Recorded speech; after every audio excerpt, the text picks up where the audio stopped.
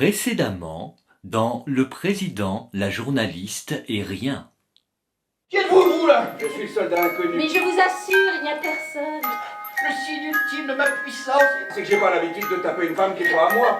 Alors, on laisse entrer n'importe qui. Ah!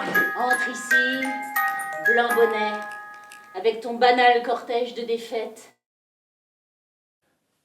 Scène 16 et les fantômes expulsent les fantômes.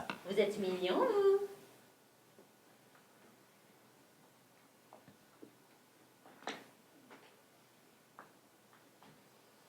Je me sens perdu, rien ne se passe comme prévu. Vous voulez un bonbon? D'ailleurs, ce sont les derniers. Bon.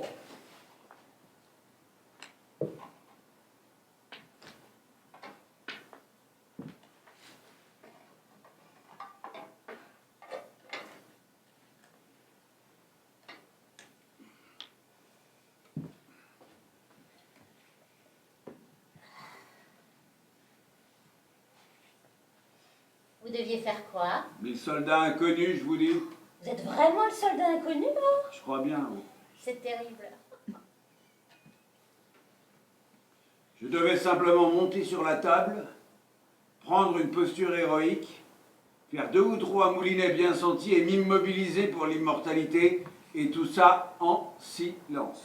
Eh bien, quel beau programme. N'est-ce pas? Merci.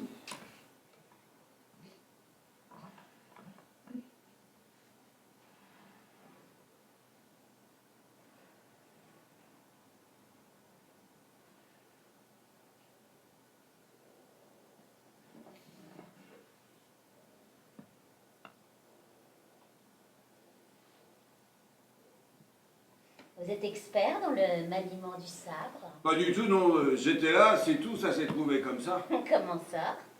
On m'a ramassé au hasard pour faire soldat inconnu. Vous êtes mignon. Mais vous n'êtes pas chinois du Qatar, alors? Pas du tout, non. Sur la fin, il délirait quand même un peu, le grand patron. On vous a ramassé par hasard, bon, mais où? Oh, ça date. Au mort homme. Quel nom pour une bataille, quand même. Vous voulez que je vous raconte? C'est tellement bête. Bah, mais pourquoi pas? Il faut bien qu'il se passe quelque chose. Oui, tant qu'à faire. Prenez donc votre sabre et montez sur la table. Comme ça, vous aurez quand même rempli le contrat. Pourquoi? Nous ne sommes pas seuls. On ne sait jamais. D'accord.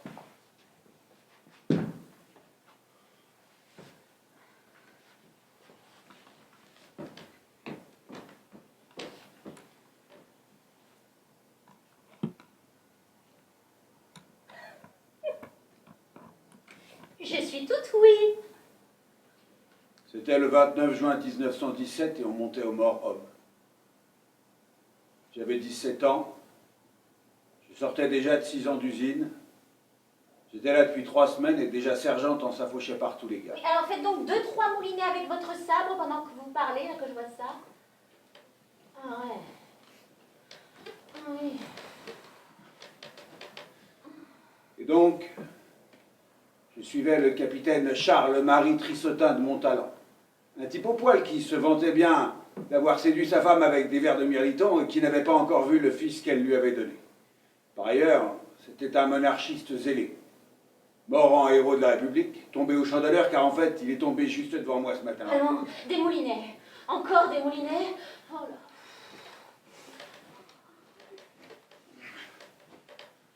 Et donc ce matin-là, il est tombé juste devant moi. Ce qui a fait de moi Idico le plus haut gradé de la compagnie. Je me suis mis à côté de lui pour ramasser son sabre et en me relevant, paf, la balle, pleine tête. Là où il y a la marque, juste un peu au-dessus de l'œil gauche.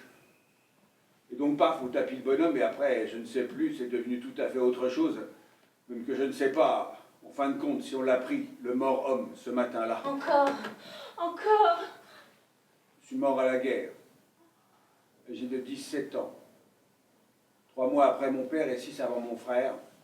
Un jour de 29 juin en 1917. On a serré les poings. Les terres étaient passées de la soupe aux artères. Dans un fracas terrible, on a gravi la terre.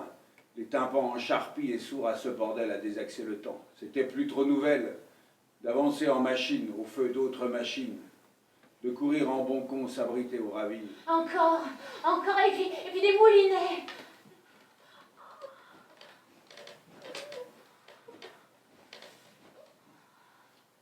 Je suis mort au mort homme, atteint à l'estomac, perforé tout à fait. Ce fut un long trépas. Je disais que maman, j'avais mes tripes qui sortaient doucement en plein dans le casse-pipe, métal sifflant furieux. Dans d'argileux boyau, j'avais si tant marné que j'avais la noyau qui se faisait la malle, et pas qu'un peu, mon pote.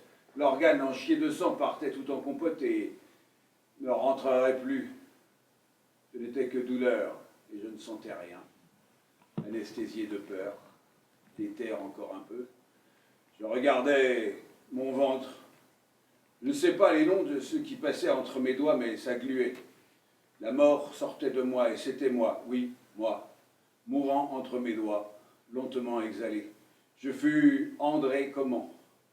Crevé à 18 ans, peu après la Saint-Jean, au plus long jour de l'an, je fus un pauvre type, bleusaille fait grognard, tombé au casse-pipe en soutenant sa tripe. Mais je croyais que vous aviez pris une balle dans la tête. Non, dans le ventre, mais la tête, c'était plus facile pour le maquillage. Allez, encore. Et mes mots, pauvres mots dont la salive s'écoule dans cette fausseté qui toujours roule et roule, ils ne sont pas à moi, on me les a volés, je n'ai pas l'instruction, je ne sais pas parler. Même le Notre Père, à mon heure dernière, je ne l'ai pas mis dans l'ordre. Maman ne serait pas fière. Des moulinets, encore des moulinets.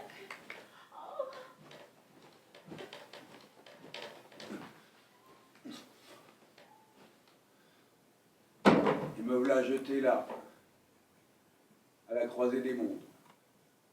Parvenu, malgré moi, à cette vie seconde dans un corps incongru, je ne suis pas en fait celui que vous voyez ni que vous entendez. Ils m'auront fait fantôme, ni ici, ni là-bas. L'homme mort au mort homme qui n'a rien à vous dire, il est là par hasard dans l'improbable corps d'un Chinois du Qatar. Tout est pourri de faux. Et je suis là quand même, ombre portée du verbe, étendu mort et blême à ce maudit mort homme. Ne vois-tu pas enfin qu'il n'est ici personne? Il n'y a personne ici? Personne, non. Je suis seule? Oui.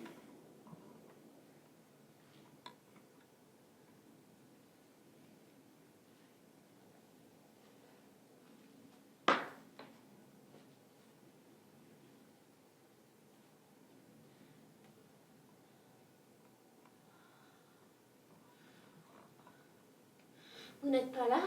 Ben non.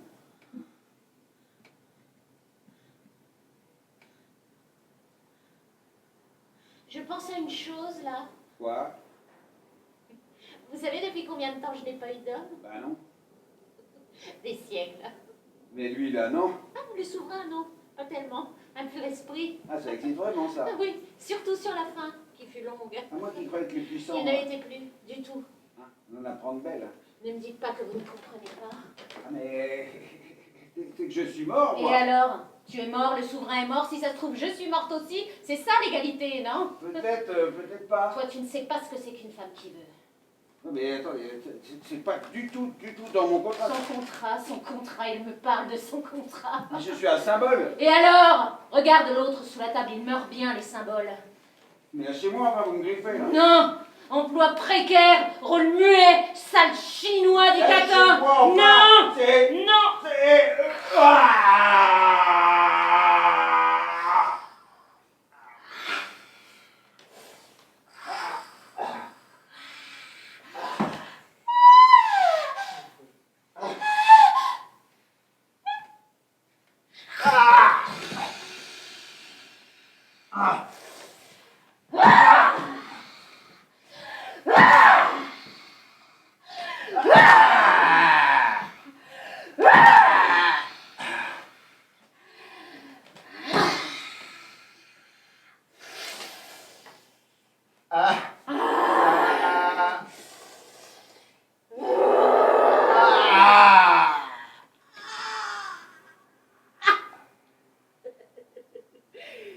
C'est qu'il va moins bouger comme ça.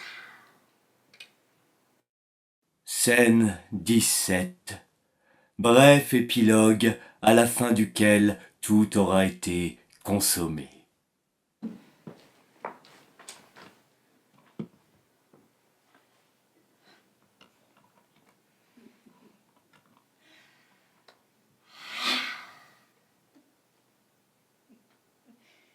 Je commençais à m'ennuyer ferme dans ce pays. Il était temps que tous ces symboles valdingues disparaissent.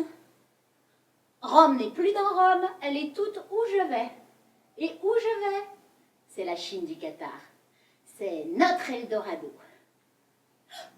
Pourvu que le soldat inconnu m'ait pas foutu en cloque. Oh, et puis sinon on fera avec. Je pars avec mes bonbons.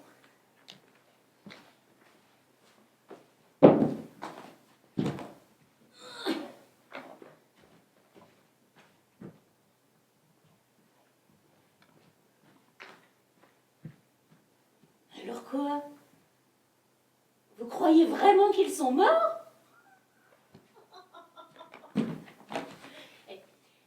Je vais partir, et après vous verrez que ces deux morts-là vont se relever pour venir saluer.